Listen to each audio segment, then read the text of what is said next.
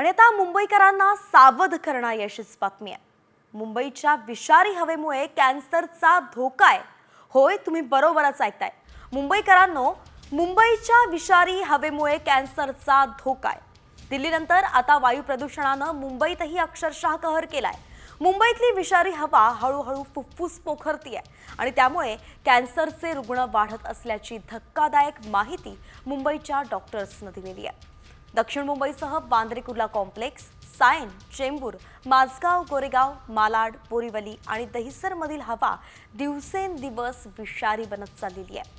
Deonar dumping ground परिसरामध्ये biowaste जाळलं जातं आणि त्यामुळे मानखुर्द, अणुशक्तीनगर, शिवाजीनगर, चेंबूर या भागातल्या नागरिकांना अस्थमा, टीबी, कॅन्सर अशा अनेक आजारांचा सामना करावा लागतोय। विषारी हवेमुळे मास्क घाला आणि धुरकं टाळा असा सल्लाही आता डॉक्टर्स देत आहेत।